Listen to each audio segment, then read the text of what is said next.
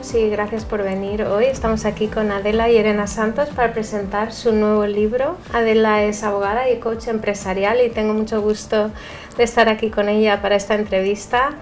Y bueno, el libro se llama Tú o Nadie. Es un manual de evolución empresarial y tenemos preparadas unas preguntas para ella porque la verdad es que es un tema muy interesante en estos momentos, la idea de tener una evolución empresarial en el mundo de las empresas, en el momento en el que estamos tan crítico a nivel global. Y lo primero que se me hace importante es explicar esto de emprender con consciencia. O sea, ¿qué es y si es posible, por qué lo ves necesario, Adela, ahora en estos momentos? ¿Por qué has lanzado este libro ahora para el 2024? Bueno, ante todo, muchas gracias por estar aquí, gracias a CAWAC, gracias a ti y a este espacio. Y bueno, el libro realmente nació, el método y todo el trabajo nació en 2011, o sea que hace ya casi 13 años, ¿no? Y bueno, entonces sí que me decían que cómo se podía compaginar un emprendedor con la conciencia, ¿no? Y bueno, está demostrado que el sistema actual que tenemos no funciona y que por lo menos para las personas que somos conscientes, que en un momento nos damos cuenta que esto no es lo que queremos para nosotros ni para nuestros hijos, pues no hay marcha atrás, ¿no? Es muy difícil emprender con inconsciencia, digamos, ¿no? Y miles de estudiantes salen cada año para engrosar ese gran gigante económico y en todos los aspectos, ¿no? Del sistema, tanto social como educacional, en la alimentación, en fin, conocemos todo ese gran gigante y claro, poner esa semillita de emprendimientos conscientes hace que otras personas también puedan ver que otra realidad es posible. Y yo creo que que estamos avanzando como humanidad hacia otro paradigma y ahora más que nunca es necesario. Sí, además en el libro llegas a la conclusión de que la energía que nosotros tenemos dentro es súper importante para emprender nuestros proyectos. Me gustaría saber cómo has llegado a entender esto de manera concreta, o sea, cómo has podido ver la relación entre lo que hacemos y cómo somos internamente y cómo se manifiestan nuestros proyectos. Bueno, la energía realmente es información. O sea, nosotros estamos hechos de la información que hemos recibido a través de nuestros ancestros, de los programas, digamos, de educación, de lo que hemos recibido a lo largo de nuestra vida, ¿no? Y esa información es lo que nos va conformando, ¿no? Y a veces podemos tener una idea de ejecutar un proyecto y esa información subconsciente nos autoboicotea, porque si, por ejemplo, vamos a poner un ejemplo, ¿no? Tenemos un programa de carencia, por mucho que trabajemos la prosperidad o que queramos tener un negocio próspero, algo dentro de mí lo va a boicotear y va a hacer o no va a hacer lo necesario para llegar a esa prosperidad, ¿no? Entonces, toda esa información está continuamente saliendo al exterior. Por eso hago hincapié en el libro en que la transformación es de dentro a afuera, como dice el Kybalión, ¿no? Como es adentro, es afuera. Entonces, hay que cambiar dentro para poder manifestarlo, hacer la realidad que queramos. Vamos a poner un ejemplo para la gente. ¿Nos podías decir, por ejemplo, si alguien tiene un desequilibrio del plexo solar, pues ya sabemos los chakras y todo esto, entonces estoy poniendo un ejemplo energético, ¿cómo eso se manifestaría en su empresa? ¿Cómo, por poner un ejemplo real? Bueno, el tercer centro energético está relacionado con la personalidad y en la empresa estaría relacionado con la personalidad jurídica. Pero es verdad que esa personalidad jurídica la adquirimos en función de la actividad o del ejercicio que queramos desarrollar, ¿no? Pero para poder llegar a esa forma jurídica o a esa forma de organización en nuestra empresa, pues estamos viendo de qué manera nos vamos desarrollando, ¿no? Entonces muchas veces hay falta de orden, hablo solo del desequilibrio, ¿no? Hay falta de orden, de concreción, de metas, de aspectos prácticos, ¿no? Porque está un poco dispersa. Entonces, por mucho que queramos ponerle una forma jurídica, se nos va la energía por otros lados, ¿no? Y eso lo podemos ver en una reunión, por ejemplo, una reunión de equipo, cuando las personas no están siendo valoradas o no tienen muy determinadas las tareas, las reuniones se hacen eternas porque cada uno quiere demostrar todo lo que ha hecho, decir en su departamento o en su piececita pequeña del puzzle cómo lo ha hecho y las reuniones son eternas. Entonces hay que concretar, hay que especificar mucho y así, con ese orden, digamos, se comienza a equilibrar, ¿no? Claro, y la persona trabajando ese tema dentro de su plexo solar también se vería manifestado, ese orden se empezaría sí, a eso manifestar. es a nivel, digamos, de o bien del director, o bien del promotor, o el fundador, ¿no? Porque nosotros vamos a escoger a personas que vibren en nuestra misma Claro. frecuencia, ¿no? Entonces, si yo tengo un problema de organización, voy a buscar a alguien igual.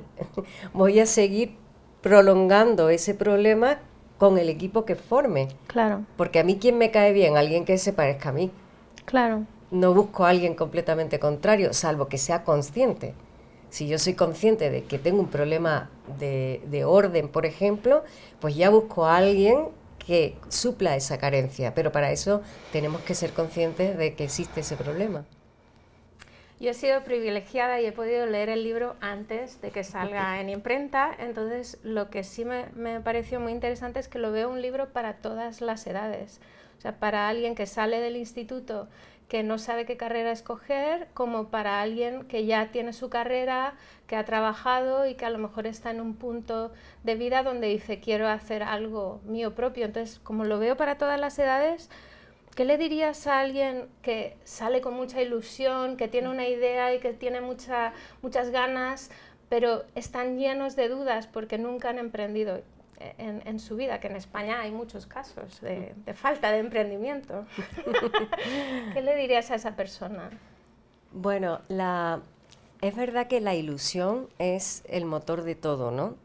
Pero a veces caemos en el error de enamorarnos de nuestro propio proyecto, entonces no le vemos fallas, ¿no? Es como, bueno, si es que esto va a funcionar porque es tan bonito, es tan necesario, yo lo voy a hacer muy bien. Pues sí, todo esto es fantástico, pero hay que ser conscientes de que incluso cuando empezamos una relación, ¿no? Y no queremos ver qué fallo pueda tener, pues hay que ser muy conscientes y mirar dónde están mis carencias, dónde tengo mejores, digamos, fortalezas. Si no soy capaz de hacerlo por mi cuenta, pues lo ideal es buscar ayuda, ¿no? Formarte, investigar, en fin, no dejar de prepararnos para hacerlo lo mejor posible y que alguien desde fuera también nos ayude a ver dónde están esas carencias. Claro. Pues también me gustaría hablar, porque ya que estamos aquí las dos mujeres representándonos como empresarias, yo soy la directora de una asociación de educación holística, aunque también colaboro con la editorial Kawa, y tú también eres empresaria. ¿Qué rol piensas que tienen hoy en día, ahora mismo, las mujeres en esto de emprender conscientemente? Bueno, yo pienso que en la actualidad el sistema está muy desequilibrado, pero más que como mujer o como hombres, hablaría desde la feminidad o desde la masculinidad que todos llevamos dentro. O sea, llevamos los dos aspectos, pero es verdad que en el sistema empresarial hay una tendencia muy desequilibrada hacia lo masculino, ¿no? Sí.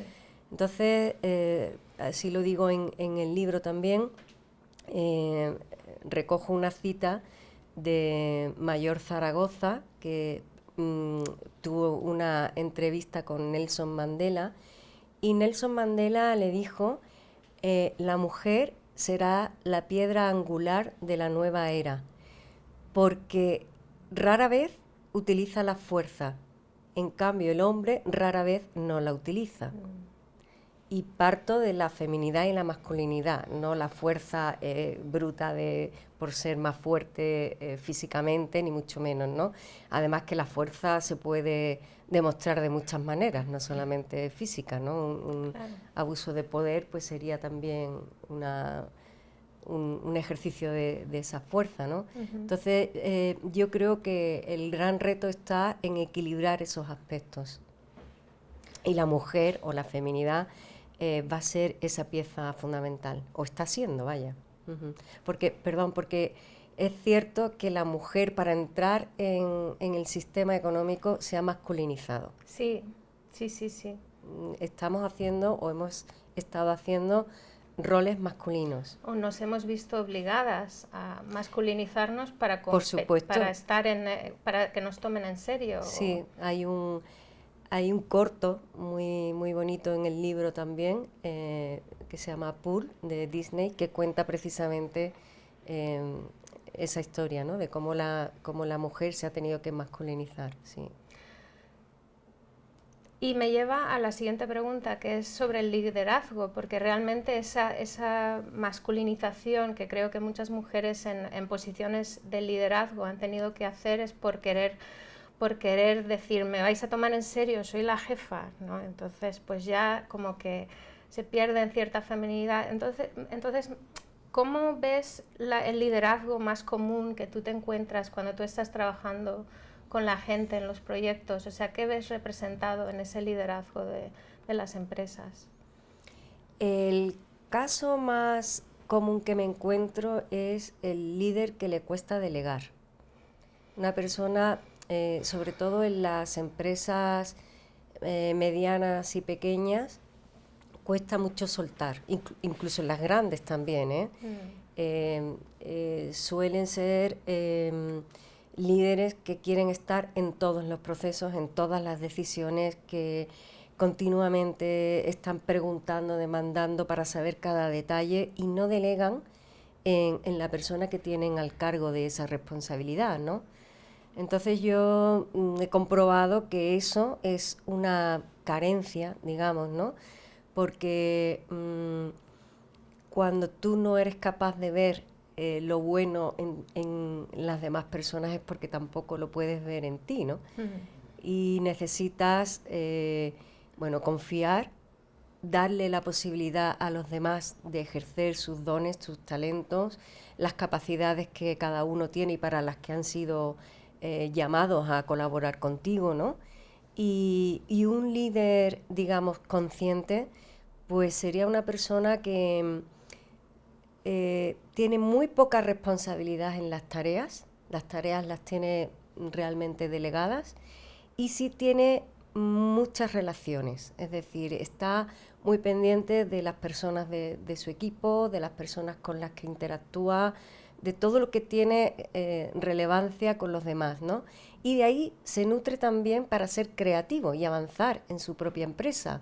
Es decir, una persona que no tiene ese exceso de responsabilidad, pues también está con la mente más despejada para poder crear, que en definitiva una empresa lo que tiene que hacer es eso, ¿no? Seguir creando para seguir avanzando y no estar tan pendiente de los pequeños detalles porque se pierde en el día a día, ¿no? Entonces una empresa consciente se parece mucho a una familia sana, que cada uno tiene su rol y su orden de familia, que es parte de la siguiente pregunta, que es sobre cómo se están haciendo ahora las constelaciones grupales en las empresas, y que mucha gente habrá oído ya hablar de las constelaciones familiares, pero ahora se están llevando al ámbito empresarial para poder crear ese orden, ¿no, Adela? Sí, claro, la empresa es un sistema, ¿no?, de personas, ¿no? Y necesita, como bien decía Bert Hellinger, los tres órdenes del amor, ¿no? El primero sería digamos, el respeto al que llega primero, porque como en la familia, ¿no? El hermano mayor va delante del hermano segundo, el segundo delante del tercero, o los padres con respecto a los hijos, o los abuelos. Pues en la empresa pasa igual, pero con particularidades. Si pongo un ejemplo, si en un departamento jurídico el director, digamos, se jubila, pues a lo mejor parecería lo lógico que fuese el que le relevase fuese el más antiguo, ¿no? Pero quizás no cumpla las necesidades, puesto que la empresa haya evolucionado o porque se requiere otras capacidades. En esos casos, dándole el lugar a esa persona y respetando que llegó primero, siempre se puede buscar, pues, a la persona que pueda ocupar ese puesto, ¿no? Pero sin perder de vista el respeto al que llegó primero. Otro orden sería el equilibrio entre el dar y el recibir, ¿no? En el caso, por ejemplo, de los salarios, que sean justos, o de los incentivos, que sean equilibrados. Eso es muy importante, porque últimamente estamos viendo que cada vez se reducen más los salarios por la falta de puestos de empleo, de trabajo, ¿no? Entonces hay que tener en cuenta ese equilibrio. Y por último es el sentido de pertenencia. Es otro de los tres órdenes del amor. Y la persona que trabaje en una organización de cualquier tipo tiene que sentirse parte de ella, pero ese parte de ella no es porque la persona diga, uy, qué bien me siento, voy a hacerme parte de esto, ¿no? Es que hay que hacer parte a esa persona, enseñándole cuáles son la misión, la visión, los valores, por qué es importante para esa organización la actividad que desempeña. Eso lo tiene que saber qué pieza, qué parte del engranaje de todo está haciendo esta persona, ¿no? Es así como se le hace partícipe. Entonces, esos tres órdenes que funcionan igualmente en la familia se pueden equiparar con particularidades siempre a las organizaciones. Claro, y esto que dices de mantener esos órdenes requiere una comunicación muy, muy clara entre todos los partícipes de la empresa. Entonces, o sea, es fundamental la comunicación para poder crear una empresa consciente. Podríamos, por ejemplo, tener un ejercicio práctico que cualquiera de nosotros pudiera llevarnos hoy para la comunicación, para poder ser más eficaces a la hora de comunicarnos con nuestros empleados o con nuestros colaboradores. Bueno, yo distinguiría comunicación interna y comunicación externa. Entonces, lo primero y fundamental es saber qué quiero comunicar, a quién y cómo, porque depende de mi interlocutor, me podré expresar de una manera u otra para ser entendido, ¿no? Pero esto es, digamos, lo básico en cualquier tipo de comunicación. Si yo, por ejemplo, necesito comunicar algo dentro de mi empresa, hay muchos sistemas, ¿no? Puede ser pues desde los emails a plataformas que hay que hacen para organizaciones más complejas. Hay muchísimas plataformas que nos ayudan, ¿no? Y es importante también establecer protocolos para que todo el mundo sepa cómo se hace esa comunicación. No que yo hoy me invente cómo me comunico y otro lo haga de otra manera, entonces es como más caótico, ¿no? Es decir, vale, yo tengo mi manera de comunicarme, pero nosotros en la empresa utilizamos esta forma para hacernos entender así. Y de cara al exterior es lo mismo. Es decir, el qué, el cómo, el cuándo y a quién se lo digo tiene que estar muy claro. Tiene que haber mucha transparencia y saber muy bien eh, todos estos aspectos, porque ahí será donde yo busque la manera de comunicarme. Yo puedo decir, no, no me gustan las redes sociales. Bueno, pero es que a lo mejor tu cliente te va a escuchar a través de las redes sociales, a lo mejor no una en concreto que no tiene nada que ver con la filosofía de tu empresa o con tu actividad, pero sí otras donde está tu público. Entonces hay que buscar la manera de hacernos escuchar en función de qué es lo que nosotros ofrecemos, ¿no? Vamos a hablar un poco del concepto que sale mucho en el libro del propósito superior, o sea, de que todos nacemos con un propósito de vida y que lo tenemos que encontrar.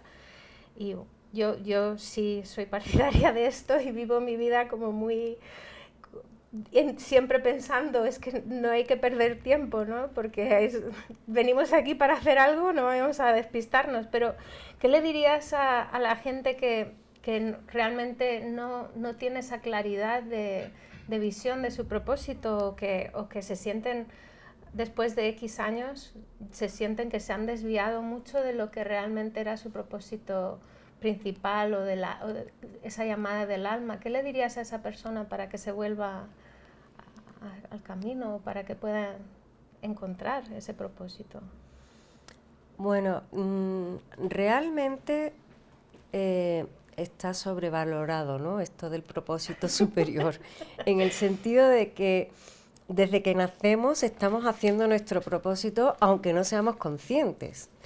Es que ya lo decía Steve Jobs, ¿no? Cuando una persona hace distintas actividades a lo largo de su vida, al final, cuando dice, bueno, ¿yo qué he hecho? ¿No? Une todos esos puntos y si le aplica conciencia, entonces sí ve el propósito superior, porque ve que todo tenía un hilo conductor. Pero digamos que el propósito es poner atención a eso que has hecho. Y de eso que has hecho, destilarlo para dar lo mejor de ti. Es decir, todo lo que yo he aprendido con mis errores, porque yo, por ejemplo, he cometido muchos errores, pido perdón, porque como empresaria, pues también fui al inicio muy inconsciente, ¿no? Y he cometido muchos fallos. Entonces, de eso he aprendido y he sacado mis propias lecciones. ¿Y cómo puedo convertir eso en un legado que para las personas que vengan detrás o para el día que yo me vaya de este plano, le pueda servir a otros? Eso es lo que yo llamaría propósito superior, ponerle conciencia a lo que realmente has hecho y haces y qué vas a hacer a partir de ahora, ¿no? Claro. Y eso requiere poder mantener el enfoque y el foco de atención, que es algo que ahora mismo en nuestra sociedad parece que estamos todos, bueno, me incluyo, aunque creo que soy bastante hábil y intento mantener el foco, pero tenemos muchísimas distracciones hoy en día, y esto de mantener el foco y de ser consciente tiene mucho que ver con esa mirada hacia adentro. Entonces, ¿cómo podríamos practicar esto con constancia y qué beneficios hay si mantenemos ese foco? Bueno, es cierto que ahora mismo que vivimos cada vez como más rápido, ¿no? Y con más dispersión, cuesta mucho volver la mirada hacia adentro. Entonces, la tendencia más generalizada es cuando hay algo que no me gusta o hay algo que considero que está mal, lo escondo. Y ese esconder las cosas al final lo que hace es enquistarse y poner atención con cualquiera de las herramientas que se mencionan en el libro y que se explican, pues lo que realmente hacen es ponerle amor o ponerle atención a algo que no puede ser ignorado, para que cambie de lugar, para que en vez de estar oculto y enquistado, se mueva, se ha visto y se ha resuelto. Entonces, yo diría que el mayor beneficio es poder resolver todas esas cosas que no nos gustan, que están aparentemente mal, ¿no? Pero hay otros muchos. Si vemos los beneficios de la meditación, del focusing, del mindfulness, o sea, del yoga, del tai chi, es que hay tantos que realmente lo podemos ver en internet, ¿no? Pero yo diría que el principal, por lo menos para mí, es poner atención sobre aspectos que habitualmente escondemos de nosotros mismos. Sí, que es muy importante, no escondernos cosas de nosotros mismos. Una de las cosas que más me impresionó al leer tu libro es que habías creado tu propio método, que lo llamas el método Renaissance, y es como, wow, o sea, ¿cuánto has tenido que pensar en esto para crear tu propio método de entrenar a la gente en hacer sus empresas? Y citas a Aristóteles con una cita que os voy a leer directamente para no fallar: no se puede desatar el nudo sin saber cómo está hecho, que es parte de lo que estás explicando ahora con no esconder las cosas, imagino, ¿no? ¿A qué hace referencia esta introducción a tu método? Pues que realmente cuando nosotros hacemos esa mirada hacia adentro, ya estamos cambiando de posición. Estamos cambiando la perspectiva desde donde creamos eso, ese aspecto que quieras ver, ¿no? No hay, ahí no hay, en la cita no hay nada concreto, sino imagina que tenemos una empresa, ¿no? Y que queremos hacerla consciente. Pues habrá cosas que cuando nosotros comencemos a ver de nosotros mismos, que veamos reflejadas en nuestra obra, ¿no? En nuestra empresa o en nuestro proyecto, y que entonces queramos cambiar. No lo veíamos antes porque no habíamos hecho ese clic interno, no nos habíamos dado cuenta de dónde venía, ¿no? De qué limitación, carencia, pensamiento, creencia, lo que sea, ¿no? Entonces, cuando ya tomamos conciencia, movemos el punto de encaje, digamos, como decía Castaneda, ¿no? Lo movemos y somos capaces de cambiar la perspectiva de ese emprendimiento. Claro, pero eso no es una cosa de un día para otro, hay una píldora mágica que funciona, tienes que hacer esto como nos están vendiendo ahora en muchas, en marketing. Me llega un montón de anuncios de marketing de haz esto para conseguir más followers, haz esto para conseguir más ventas, pero no hay una píldora mágica. O sea, lo que explicas en el libro es que requiere un compromiso individual de cada uno, ¿no, Adela? Sí, a ver, yo cuando empecé como empresaria y cuando me dieron ese premio, realmente yo me di cuenta que se estaba valorando el esfuerzo y parte de la inconsciencia que yo tenía entonces, ¿no? Y el método nació precisamente porque yo sabía que esa no era la manera. Sabía que aunque nació con esa experiencia, realmente yo creo que el motor es la conciencia. Que cuando nosotros nos damos cuenta, por ejemplo, que tengo desorden, a lo mejor lo que necesito es disciplina. Si lo que siento es que tengo dispersión, a lo mejor lo que necesito es constancia. Bueno, cada uno sabe, ¿no? Cuál es su, digamos, su punto débil y si no es capaz de encontrar por sí mismo la solución, siempre se puede pedir ayuda, ¿no? Y decir, bueno, ¿cómo soluciono esto? Pero no nace del esfuerzo, nace realmente de un darse cuenta que esto lo puedo mejorar de alguna manera. ¿Cómo lo hago? Porque yo quiero seguir adelante, quiero hacerlo lo mejor posible.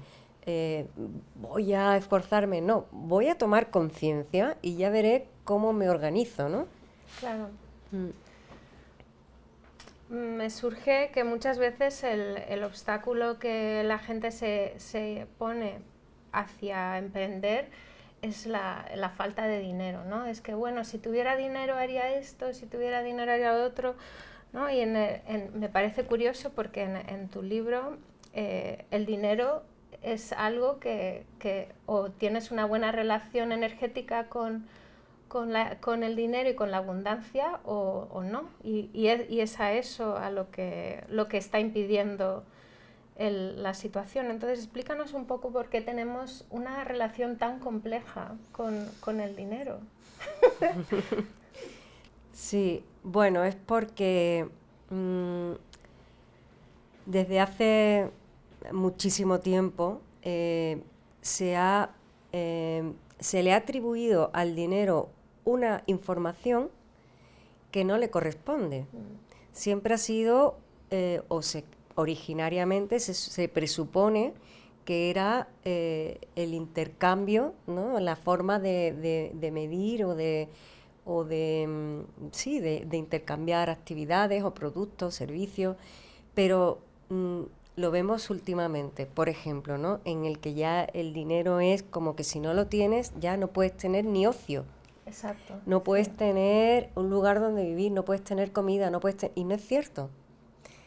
Estamos olvidando ser humanos. Entonces se le ha atribuido una información, una energía y una incluso emoción que no le corresponde. Pero eso se puede desactivar. Quiero decir que, bueno, nos han enseñado así, pero también podemos cambiarlo.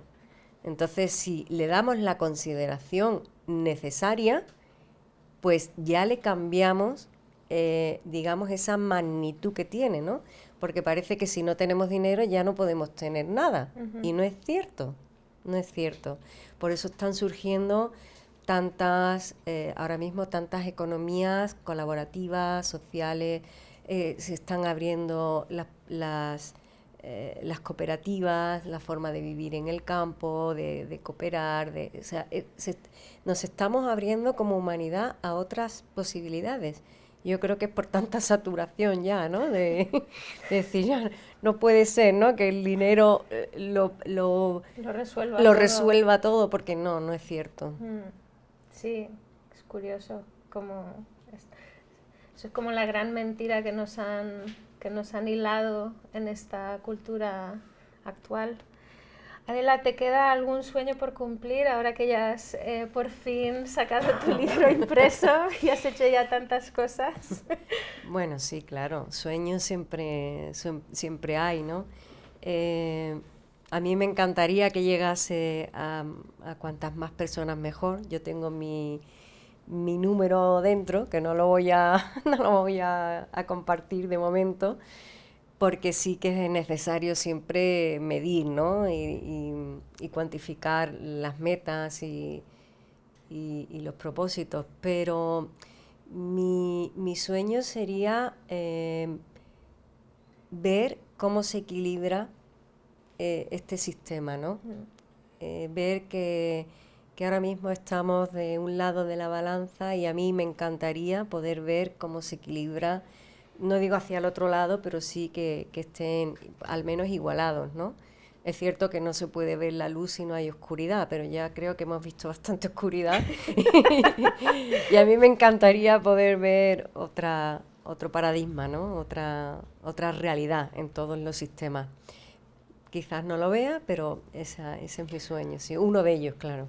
Hombre, yo creo que no solo lo vas a ver, pero que vas a ser una de las personas que deja esa huella de instrucción bajo que la información que está en este libro puede ayudar a muchísimas personas a centrarse en su sueño y realmente manifestarlo. Muchas gracias, Adela. No, gracias a ti. Y bueno, tenemos tiempo para coger preguntas de vosotros, si queréis preguntar algo. Ahora es el momento. John. Bueno, a mí me llega que el tema del emprendimiento consciente, yo creo que hay un aspecto muy central, que es el aspecto del liderazgo, ¿no? Porque venimos de una cultura donde el liderazgo siempre se ha enfocado de una forma muy extrema.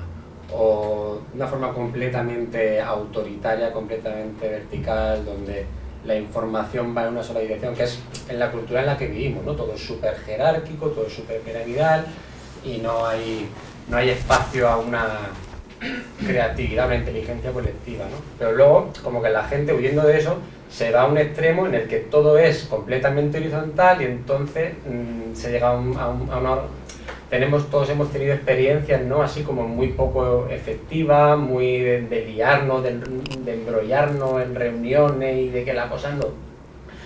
Y entonces creo que aquí hay un punto, es encontrar esa visión que pueda integrar lo horizontal, lo vertical y entender el liderazgo de una forma más equilibrada, ¿no? ¿Nos podías hablar un poco de este tema? Que a mí normalmente Sí, pues como he dicho antes, el líder, digamos, más consciente es el que delega mucho en sus tareas y que toma más protagonismo en las relaciones. Entonces está más pendiente de las relaciones con las personas que trabajan, con proveedores, con clientes, bueno, digamos que no asume tantos roles de dirección de tareas, ¿vale? Asume otro tipo de rol, que es estar más pendiente porque eso le hace ser más creativo. Entonces yo creo que, sobre todo en España, porque bueno, en los países latinoamericanos es donde más me lo he encontrado, ¿no? Los anglosajones no funcionan tan así, ¿no? Pero los latinoamericanos somos muy piramidales, es cierto, y somos muy de tomar el mando, y como el mando es mío, se hace lo que yo diga y claro, el segundo llega y quiere hacer lo mismo con los que están por debajo y entonces replicamos ese modelo, ¿no? Y eso es una progresión. Quiero decir, tú de repente no vas a dejarlo, no vas a hacer todo lo contrario, pero sí tienes que empezar a delegar. Si confías en la persona, confía de verdad. Y deja que la otra persona, si ha sido puesta en ese lugar por esas capacidades, deja que las asuma y que las desarrolle. Porque además, si no lo haces, esa persona acabará cansándose y yéndose a otro lado. Si tú le das esa confianza, no solo va a hacer lo que le has pedido, es que va a hacer más. Pero no egoístamente, no te lo digo egoístamente, sino porque haces que la persona se crezca. Un líder delegativo lo que hace es crear nuevos líderes. Entonces, lo bueno, lo inteligente, es rodearte de personas que sean más competentes que tú. Y si ya las tienes, déjalas que sean ellas, porque tú, cuantas menos cosas hagas, mejor. En el sentido de tareas. Tienes que hacer otro tipo de cosas, porque cuanto más te nutras como persona, más podrás dar como empresario. Al fin y al cabo, como es adentro, es afuera. Si tú estás rico por dentro, vas a ser capaz de dar mucho. Pero si te consumes, cada vez te quedará menos, estarás más cansado y la energía, por ejemplo, del dinero no vendrá, en fin, que todo es energético, es información. ¿Alguien más le gustaría preguntar? A ver, pues en el caso, o sea, entiendo muy bien todo este tema de la organización comunitaria, ¿no? Que yo creo que hay una crisis brutal, por lo menos yo me he dado cuenta en un momento dado, que hemos sido cada uno en nuestro como burritos y entonces eso refleja al final que hay crisis en los grupos, crisis en los líderes. Yo soy autónoma y trabajo sola hace 20 años. Entonces entro y salgo de las empresas y me doy cuenta de todas esas, ¿no? Esas dinámicas que están fatal.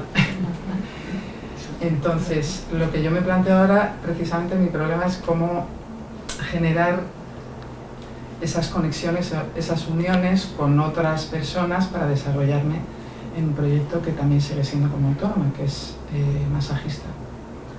Entonces, a mí me está costando, digamos, entrar en la comunidad para desarrollar mi profesión particular y personal. O sea, es como que te sientes muy... ¿Por dónde tiro, no? O sea, yo me estoy acercando al entorno, por supuesto los cursos, eso es impepinable para aprender cosas nuevas. Y entonces, no sé, ¿qué consejo tendrías para este tipo de profesión que es más autónoma, por así decirlo? Sí. En relación a eso, a tener que comunicarte con los demás, ¿no? Que tienes que comunicar qué quieres y qué ofreces. Creo que antes lo he mencionado. Necesitas dar un mensaje muy claro de qué haces, para quién, cómo, dónde, de qué manera, ¿vale? Entonces, en función de tu mensaje, de la claridad de tu mensaje, tú vas también dentro de donde tú quieras proyectarte, ¿no? A ver, ¿tú cómo te ves? ¿Dónde te ves? ¿En empresas? ¿En domicilios? O sea, te ves montando una empresa con otras personas que hacen lo mismo que tú. Primero, ¿cómo te ves? Cuando tú tengas la imagen de ese proyecto, tienes que buscar dónde está el cliente para ese proyecto. Porque no es lo mismo que te veas dando masaje a domicilio que dando masaje en un centro, que yendo a empresas. Es que tú eres la que decide ese cómo, ¿no? Y en función de cómo te veas, tienes que buscar dónde se mueve tu cliente. Si tu cliente está en redes sociales, o está en clubes privados, o está en determinados restaurantes, o en hospitales, no lo sé cuál es tu imagen de negocio, pero tendrás que ir donde están tus clientes y decirles a ellos muy claramente todos esos datos, porque la comunicación tiene que ser siempre clara, transparente y directa, para que no haya ambigüedades, ¿no? Y también ponerte tus metas, porque uno de los grandes errores de los empresarios, sobre todo cuando se empieza, es que no se miden, no se cuantifica. Primero, antes de empezar, por ejemplo, ¿cuántos masajistas hay en el sector hotelero? Se me ocurre, ¿no? ¿Cuántos hay? ¿Cuántos de estos lo hacen como a mí me gustaría? ¿Qué carencia o qué posibilidades tendría o no? Luego, cuando tú empieces, si empiezas, pues, no sé, empiezo con 2 masajes, ¿no? Pues si hago esto, ¿me funciona o no me funciona? Voy midiendo los resultados y puedo comprobar. Si no compruebo, no voy a saber nunca si estoy peor o mejor que estaba. Entonces eso es importante, informarte y tomar siempre medidas y cuantificar las metas y cuantificar, tener muy claro, por ejemplo, qué ingresos quiero tener. Es que muchas veces decimos, bueno, a ver, no, ¿cuánto quiero conseguir? ¿Y de qué manera? ¿Cómo me puede llegar? Si hago esto, si me uno a otra persona me cuesta tanto, pero a la vez voy a ingresar esto otro, me compensa. O sea, son cálculos que hay que hacer y todo es midiendo primero, ¿no? Esas son las primeras cosas que se me ocurren en general sin saber. En las que estamos. Sí, pero sin tener datos concretos, ¿no? Porque siempre cada caso es específico y también, claro, como digo siempre en el libro, depende de los programas y de las creencias que cada uno tenga dentro. Porque por mucho que yo te diga, y no quiero decir que seas tú, sino que me encuentro esto muy habitualmente, yo tengo un programa de carencia, como he dicho al principio, pues haga lo que haga, aunque fuera de 10, no me va a servir.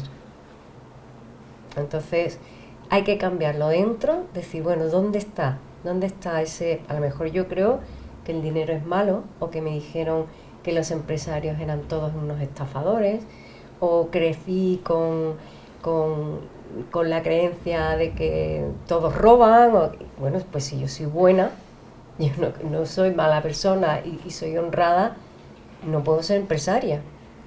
pues no puedo ganar dinero porque eso es malo. Entonces ahí es donde está el primer error, ¿no? Gracias. A ti por preguntar. Sí, a mí me gustaría saber, hablas en el libro de un método, que es el método Renaissance. ¿Podrías resumir un poco a grandes rasgos en qué consiste el método y para qué sirve? Bueno, viene todo en el libro, hay que comprar el libro.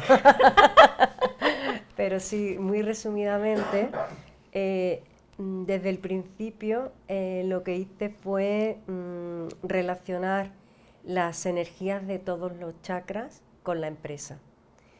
Y me di cuenta de la correlación que existía entre lo que el fundador, promotor o director de esa empresa hacía con su propia vida, cómo lo reflejaba en la empresa, ¿no?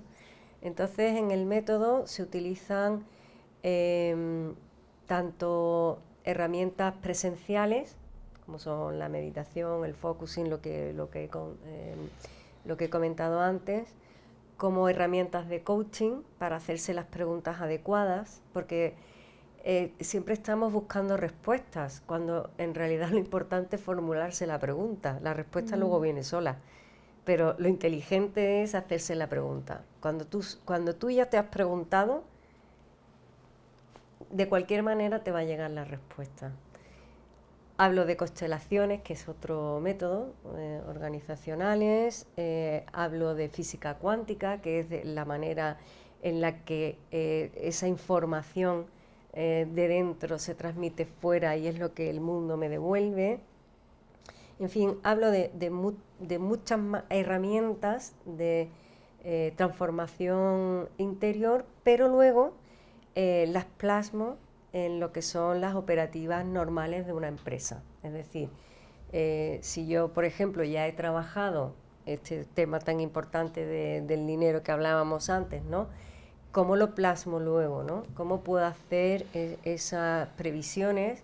Porque luego necesitamos también, es decir, el sistema nos ha aportado también herramientas muy eficientes. Pues vamos a coger lo bueno del sistema que ya tenemos, pero transformándolas desde el interior. Ahora que yo ya lo he hecho, ¿cómo puedo hacer pues esas previsiones, por ejemplo? O cómo puedo hacer una cuenta de un balance, ¿no? O sea, explico todo en detalle, o como por ejemplo hablábamos antes de las organizaciones, ¿no? ¿Qué tipos de organizaciones empresariales hay? O tipos de comunicación, o tipos de liderazgo. O sea, se explica lo interior y luego lo exterior, cómo se plasma en lo exterior. ¿Qué perfil te encuentras más? Entiendo que asesoras y ayudas a personas, empresas, ¿no? Para desarrollarse mejor y funcionar mejor. ¿Qué perfil te encuentras más? ¿Que llegan más porque ya han hecho un clic en su conciencia? O sea, eso sucede en un momento dado, entonces la gente ya, es como cuando ves el nudo ya lo puedes, ¿no? Estudiar. Es así, casi siempre, ¿no? Sí, de hecho, la persona... Claro, es que me lo preguntaste también. ¿Cómo se desata ese clic, no? Esas personas que te cuentan por qué les ha sucedido eso. Bueno, ahí entramos en el plano conciencial, digamos, ¿no? Cada uno tiene su propio despertar, su propio clic, ¿no? A lo largo de su vida. Y eso se hace extensivo a todo. Entonces ocurre que de repente te das cuenta de cosas que antes no te dabas y ya no quieres seguir contribuyendo con tu forma de hacer a lo que sabes que no te gusta o que sabes que no es acorde a ti. Y si yo, por ejemplo, no tengo hecho ese clic, ¿qué hago? Pues me voy a una escuela de negocio tradicional, ¿no? Que hay miles y miles por todo el mundo y que con pequeños matices o grandes matices, pero se estudia cómo es el sistema y cómo te desarrollas profesional y empresarialmente en el sistema. Pero claro, cuando ya has hecho ese clic, dices, pero si es que yo no quiero seguir contribuyendo a esto, ¿cómo lo hago? Entonces es cuando dicen, bueno, pues voy a buscar a alguien que lo haga de una manera diferente. Cuando yo empecé, no había nadie. O sea, en 2011 a mí me decían, pero a ver, ¿cómo se puede decir emprendedor consciente? ¿Cómo se casan esas dos palabras? ¿Eso es posible? Y hoy cada vez veo más cosas con el adjetivo consciente, ¿no? Sociedad consciente, empresas conscientes, mujeres conscientes, ya todo es como dentro de la rama empresarial consciente. Quiere decir que hemos cambiado mucho y que ya hay una madurez, por eso a lo mejor ha salido ahora el libro y no ha salido antes, ¿no? Porque ya hay una madurez que antes no había y ya socialmente estamos pidiendo ese cambio, ¿no? Y dices, bueno, ¿y dónde voy? ¿Quién me ayuda? Si yo todo lo que conozco es así, ¿no? Del sistema. Entonces, claro, quien viene a mí ya viene con otra inquietud, ya viene con otra manera y es consciente de que tiene algo interno que le está frenando. Y entonces cuando se empieza a trabajar en eso interno, inmediatamente tiramos del hilo, ¿no? Y ya vamos haciendo la parte externa. Además del libro, Adela también está desarrollando un curso online que vamos a sacar a través de la Asociación Internacional de Educación Holística. Va a ser nuestro curso estrella de 2024 y los que compréis el libro aquí hoy recibís un descuento súper especial en el curso presencial también que vamos a hacer aquí, ¿no? Sí, en Madrid. Sí, el 3 y el 4 de febrero, aquí en este mismo centro. Aquí en Espacio Ronda. Sí, ah, qué bien. Sí.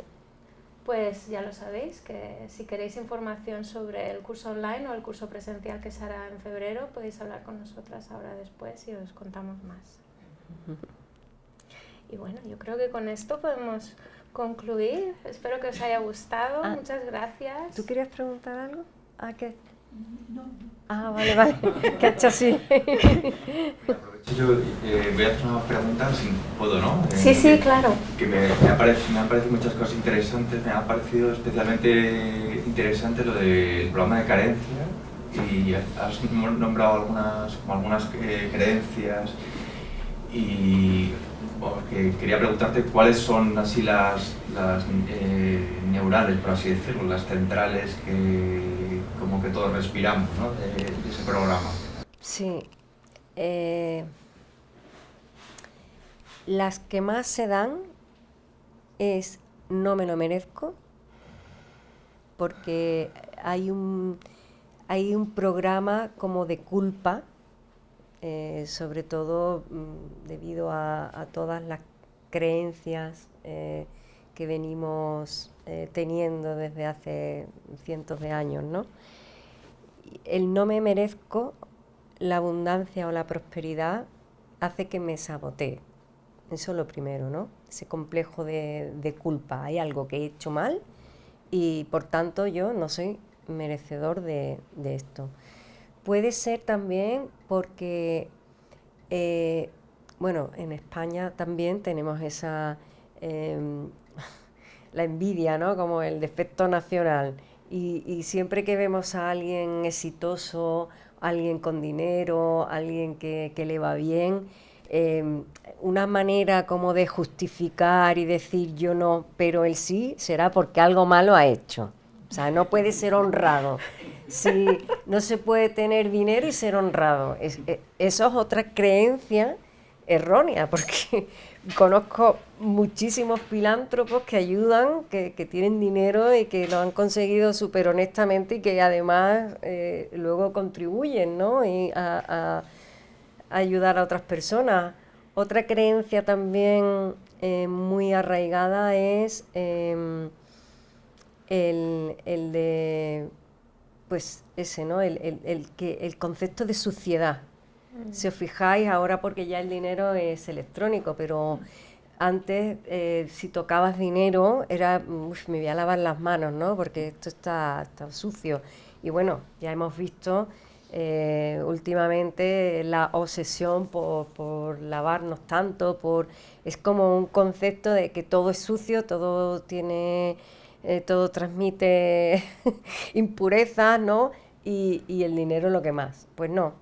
El dinero tiene la energía que nosotros queramos darle, porque es como una herramienta. Un martillo sirve para clavar un clavo o para cargarme lo que sea, ¿no? Un jarrón o algo. Entonces, ¿para qué lo uso yo? Pues lo voy a usar para lo que yo merezco, que es vivir bien, que los míos vivan bien y para lo que yo quiera, en definitiva, ¿no?